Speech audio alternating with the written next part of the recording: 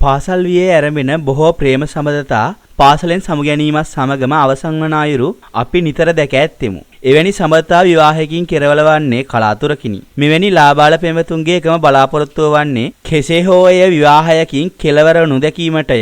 ඒ අනුව ඇතැම්හු එකී බලාපොරොත්තු ඉටු කරගෙන දරුමුණුබුරන්ද දක්නට තරම් වාසනාවන්තයෝ වෙති. මේ අතර පාසල් වියේ ඇරඹෙන ඇතැම් පෙම් කතා බොහෝ දෙනෙකුගේ නිතකන කඳුලක් දෙක් කරමින් අවසන් වන අවස්ථාද නැතුවාම නොවේ. පෙරේදා සවස් වරුවේ වෙන්නප්පුව ප්‍රදේශයෙන් ඇසුනේද එවැනි කතාවකි. වෙන්නප්පුව වයිකාල පාසල ආසන්නයේ පිහිටි නිවසක ගැහැණු දරුවෝ දෙදෙනෙක් සිටියහ. ඉන් දෙවැනි දියණියගේ නම පින් ජිනදාසගේ විමල්කා තුෂාංගි සිල්වාය. 21 හැවිරිදි ඇය රූමත් තරුණියකි. මාරවිල ප්‍රදේශයේ ප්‍රසිද්ධ පාසලක අධ්‍යාපනය ලබමින් සිටි ඇය නැවතී සිටියේ මාරවිල ගොඩවෙල ප්‍රදේශයේ ඥාති නිවසකය. ඒ අතරතුරේදී මාරවිල ප්‍රදේශයේම පාසලක ඉගෙනම ලැබූ සිසුවෙකු සමග ඇය ප්‍රේම සම්බන්ධතාවයක්ද පවත්වාගෙන ගියාය. කල්ගත වෙද්දී ඇයගේ පෙමට දෙමව්පියෝ විරෝධය පළ කළහ. හොඳට ඉගෙන ගන්න දුවේ. ඊට පස්සේ අපි උඹට හොඳ තැනකින් කටයුත්තක් කරලා දෙන්නම්. ඔය සම්බන්ධය අපිට ගැලපෙන්නේ නැහැ යනුවෙන් විමල්කාගේ දෙමව්පියෝ ඇයට නිතර පැවසූහ. එහෙත් කවුරු කෙසේ කීවද ඒ කිසිවක් නැසුණාක්ව සිටි විමල්කා තම පෙම්වතා අත නොහැරීමට තරම් ශක්තිමත් වූවාය. පාසල් ගමන අවසන් කළ විමල්කා වෙන්නප්පුව නගරයේ පිහිටි පෞද්ගලික රක්ෂණ සමාගමක ක්ෂේත්‍ර නිලධාරිනියක ලෙස සේවයට එක් වූවාය. මාරවිල වීරහේන පදිංචි ඇගේ පෙම්වතාද එම ප්‍රදේශයේම කුෂන් වැඩපොළක සේවය කළේය. ඔවුන් දෙදෙනා කළ රැකියාවන් අහසයි පොළවයි තරමට වෙනස් වුවද පාසල් වියේ ඇරඹුණු ප්‍රේම සම්බන්ධතාවයට එය බාධාවක් නොවිය. ඒ නිසාම නිතර හමු වී කතාබහ කරන්නටද ඔවුහු අමතක නොකළහ. විමල්කාගේ පියා උළු කර්මාන්ත ශාලාවක කාර්යාලයේ සේවය කළ අතර මව ගෘහණියක ලෙස නිවසට වී සිටියාය. කරනඩු උස්මහත් වී හැදී වැඩමින් සිටින දියණියන් දෙදෙනාගේ හෙට දවස ගැන සිතා මව මීට මාස කිහිපයකට පෙර මැද පෙරදිග රටක රැකියාවට ගියාය. විදේශගත වන්නට පෙර තම දෙවැනි දියණියගෙන් ඇය ඉල්ලීමක්ද කර තිබේ. මම ආපහු එනකල් මගේ දුව අක්කත් එක්ක හොඳට ඉන්න ඕන. ඔය හිතේ තියෙන දේවල් අමතක කරලා දාන්න.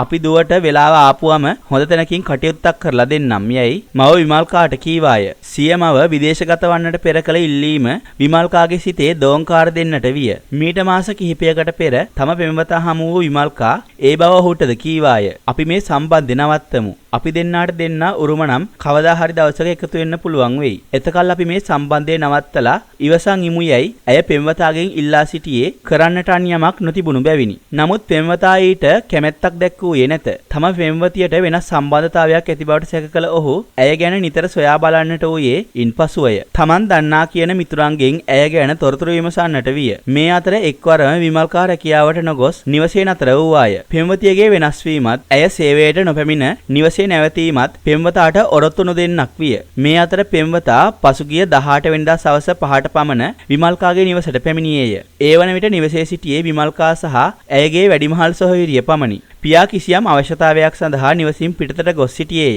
ආලින්දයේ ඇති පුටු දෙකක අසුන් ගනිමින් විමල්කා සහ ඇයගේ පෙම්වතා ලොකු කතාබහකට මුල පුරන්නට වූහ. එහෙත් එය වෙනදා මෙන් තොදොල් වෙමින් දෙඩු පෙම්බස් වලට වෙනස් වූ කතාබහක් විය. මෙම කතාබහ විමල්කාගේ වැඩිමහල් සොහොයුරියද සිත්ගත්තේ නැත. ඒ නිසාම ඇය නිවසේ එහා මෙහා ඇවිද ගියේද දැඩි විමසිල්ලෙනි. පෙම්වතුන් දෙදෙනා අතර ඇති වූ කතාබහ විසල් ගැටලුවක් වන්නට එතරම් වේලාවක් ගත නොවිය. මෙතෙක් වෙලා තමා සංගවාගෙන සිටි පිහියෙන් පෙම්වතා පෙම්වතියට පහර දී ඇතැයි පැවසෙන්නේ සිහිවිකල් වූවෙකු පරිද්දෙනි. ඔවුන් දෙදෙනා පිළිබඳව විමසිල්ලෙන් සිටි විමල්කාගේ වැඩිමහල් සොහොයුරිය ඒ මැදට පැන ගැටුම බේරන්නට උත්සාහ කළද ඉන් පළක් වී නැත. එහිදී විමල්කාට එල්ල කළ පිහිපාරින් ඇයගේ අක්කාටද තුවාල සිදුව තිබුණි. ඒත් සමගම විමල්කාගේ පෙම්වතා එම නිවසින් පලා ගොස් ඇතැයි පැවසේ. කැපුම් තුවාල ලැබ සිටි විමල්කාගේ වැඩිමහල් සොහොයුරිය අසල්වාසීන්ද ගෙන්වාගෙන සිහිසුන්ව ලේවිලක් මැද වැටී සිටින තම නැගෙනිය මෝටර් රථයකින් මීගමු රෝහල කරා රැගෙන ගියද ඒ වන විටත් ඇයගේ අවසන් හුස්ම පොද පවා තලයට මුසුව අවසන්ව තිබුණි. හලාවත කොට්ටාස බාර ජ්‍යෙෂ්ඨ පොලිස් අධිකාරී රොහාන් පෙරේරාගේ උපදෙස් මත වෙන්නප්පුව මූලස්ථාන ප්‍රධාන පොලිස් පරීක්ෂක තිලින හෙට්ටිආරච්චි ඇතුළු නිලධාරීහු මේ පිළිබඳව වැඩිදුර පරීක්ෂණ ආරම්භ කළහ. මෙම ඝාතනය සිදු කළ බව කියන සැකකාර පෙම්වතා නීතිඥවරයෙකු සමග පෙරේදා වෙන්නප්පුව පොලිසියට බාරවීමෙන් අනතුරුව පොලිසිය විසින් අත්අඩංගුවට ගෙන තිබේ. මම කාලයක් තිස්සේම මෙයා එක්ක ප්‍රේම සම්බන්ධතාවයක් පැවැත්තුවා. එයා කාලයක සිට මාව මගහරින්න පටන් ගත්තා. මට තොරතුරු ලැබුණා මෙයා වෙන කෙනෙක් එක්ක සම්බන්ධතාවයක් පවත්වනවා කියලා. ඒ සම්බන්ධය නවත්තන්න කියලා මම කාලයක් ඉඳන් කිය හිටියා.